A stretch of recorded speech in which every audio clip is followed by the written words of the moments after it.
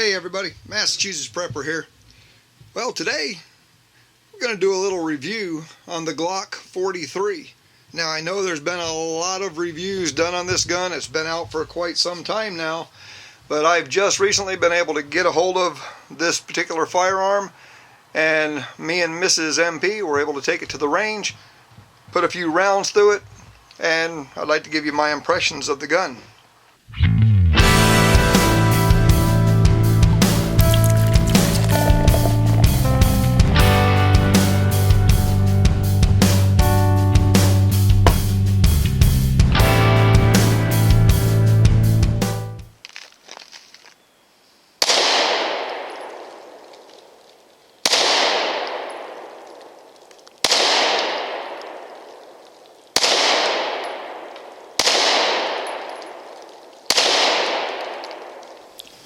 What's your first impressions of this little gun?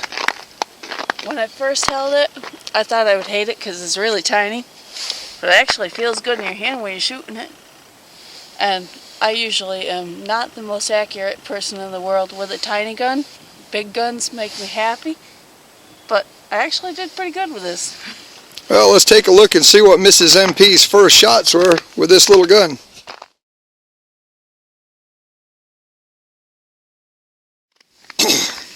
Remember which pocket I got which gun in.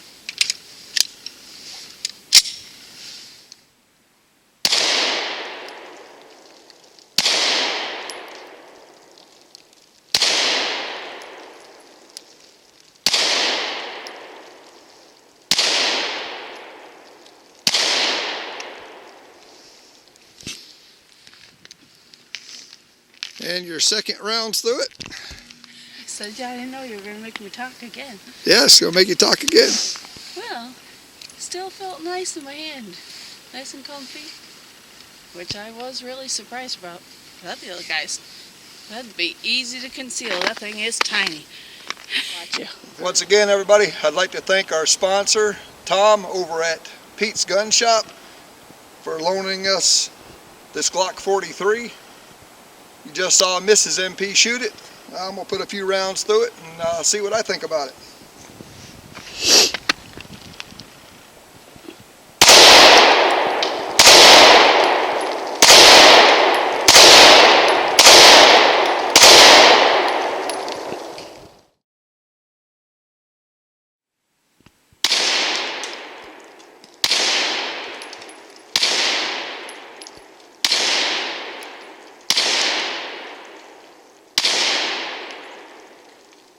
Okay, so steady ain't happening. That's where that one landed. Usually they land in my shirt. And there, for all you safety Sallies, there you go. Nothing in the gun whatsoever. The size of this firearm is perfect for concealed carry. This thing is small, as you can see in the palm of my hand here. Thin. Very low profiled. This gun, even with, if you put in the regular flush magazine, adds literally nothing to the weapon at all. When you put in the pinky extender, now even with my large hands, I get full 3 fingers on this firearm. And as you see, a nice place for the pinky to rest. I can't quite get to, if I'm in a fire position, I can't release the mag. I do have to adjust my grip to drop the mag. But when they go in, they feel nice and secure, but they fall right out. And even the one with no extension drops right out. So if you like a gun with a little bit more grip on it, you can get the finger extension. If you like the ultimate in concealability, then go with your pinky hanging off the gun. Personally, I don't mind it. When I carry my Glock 27, I do not use the finger extensions on the magazines at all. I don't like them. I like the gun to just disappear in the waistband. What did I think about the trigger pull? The trigger pull on this gun As you can see, you got a little bit of take up right there. And it is crisp. The reset right there for your follow-up shots. So the reset is relatively close. Very nice trigger on this gun. Now this gun is brand new and has not had a lot of ammo put through it. I don't know if my sponsor has, I really don't think he's put many rounds through it at all. But this gun, and I'm sure Tom will chime in on here and he'll let us know how many rounds he's put through it, but I don't think it's that many, and the trigger pull is nice. Now the texturing on the grip, as you can see, it's not over aggressive, so this isn't going to tear up your clothes. It's, you know, there's enough there so you can feel that there's some grip, but not enough where it's going to aggravate your skin or tear up your clothes. The way the slide racks, it's very smooth. The serrations here are nice. It doesn't take a lot of pressure to pull this gun back. Let me just give you some quick stats on this, and then I'm going to tell you what I absolutely think about this gun and whether or not I would carry it. Now, as you know, the caliber is 9mm. This does hold 6 rounds. This is not a +1 grip on here, so this is just the finger extension. These are 6-round magazines, if that's showing up. There you go, 6 rounds. And these are the official Glock magazines. You can see the steel inserts behind the polymer. So 6 + 1, so 7 rounds of 9mm. This is a safe action design. And what I mean by safe action design is if you grab hook either side of this trigger, you cannot pull it. This little piece right here has to be depressed. That is the safety on the Glock. So when your finger is securely on the trigger and you press that in, then you can depress the trigger fully. So that is a safe action design. The overall length of this firearm is 159mm or 6.26 inches. The width is 26mm or 1.02 inches. The length between the sights is 132mm or 5.20 inches. The height of this firearm is 108mm or 4.25 inches. The barrel length is 86mm or 3.39 inches. The weight unloaded is 509 grams or 17.95 ounces. With 6 rounds, you're looking at 634 grams or 22.36 ounces. The trigger pull is 5.5 pounds. So a 5.5 pound trigger pull on this Glock 43. The travel of the trigger is 12.5 millimeters or 0.49 inches. The barrel rifling is right-handed hexagonal, and the length of the twist is 250 millimeters or 9.84 inches. And of course, I've already discussed the magazine capacity of 6 rounds. This is a single stack, which gives it that very thin profile. And I tell you, if I could carry this gun in the state of Massachusetts, I sure would, because this gun will literally disappear in your waistband. For you ladies out there, carrying this gun in a holster like this right here would be a good option. Slide that in the holster, put it in your purse, and the trigger is well protected, and you don't have to worry about any accidental discharge or anything else.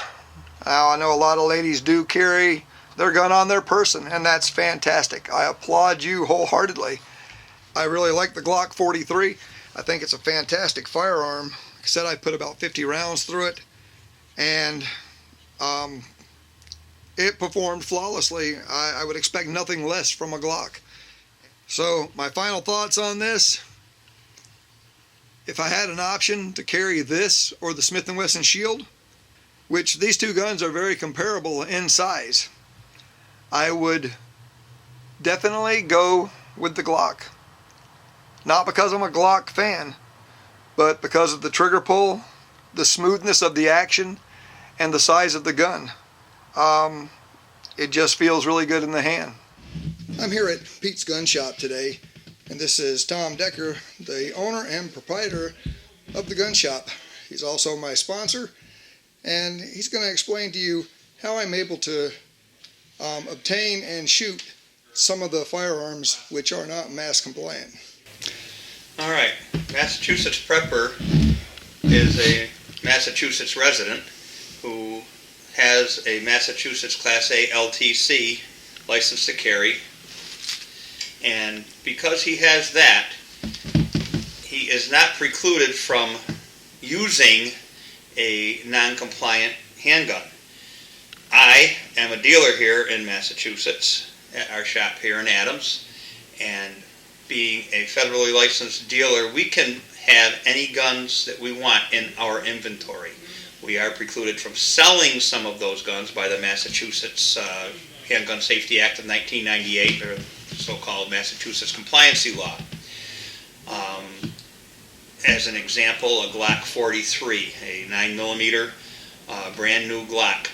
I own one myself. I also live in Vermont where I can own that, and I have a Massachusetts license to carry because of my business here.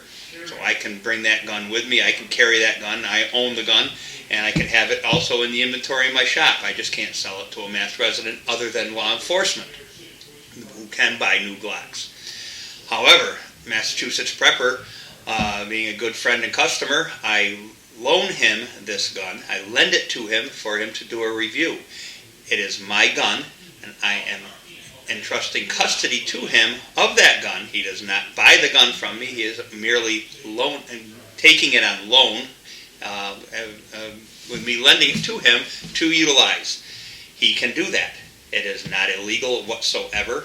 The only thing that is illegal, if I had, let's say, a Glock 22 in Generation 4, a brand new Glock that I could not sell him, but I can loan it to him.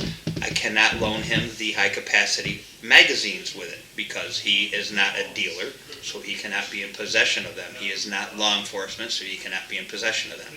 He can utilize the gun on loan from me to do a review, but he couldn't take the high-capacity magazines. I would have to give him legal 10-round magazines. This is totally legal in the state.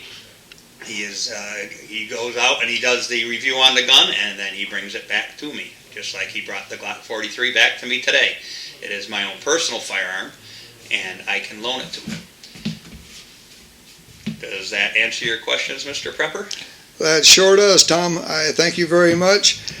And if anyone in the state of Massachusetts or outside of the state of Massachusetts is looking for a new or used handgun, long gun, any type of firearm, and accessories, please look at the link down there in the box below. You'll find the description and the link to Pete's Gun Shop's website. Give them a call, check out their site. Very knowledgeable staff. It is a family-owned and operated business, and they'll take care of all your gun needs. I might also add, because I was asked to give this little blurb about how Massachusetts Prepper is able to obtain these firearms for review. If anyone has any questions on the Massachusetts laws, please give me a call at our shop, or you can get us through our link or emails, whatever. We are more than happy to share what knowledge we have with them. Since we have to make our living within these laws, I won't say that we are 110% up on all of them because they are constantly changing, but everything that exists as of today we are pretty well aware of and well informed on. So please give us a call if you ever have a question. Will you survive whatever comes your way? Well, if you're shooting in a place that's a little more than 32 degrees, you might have a better chance than we will. This is the Massachusetts Prepper with Mrs. MP saying take care all.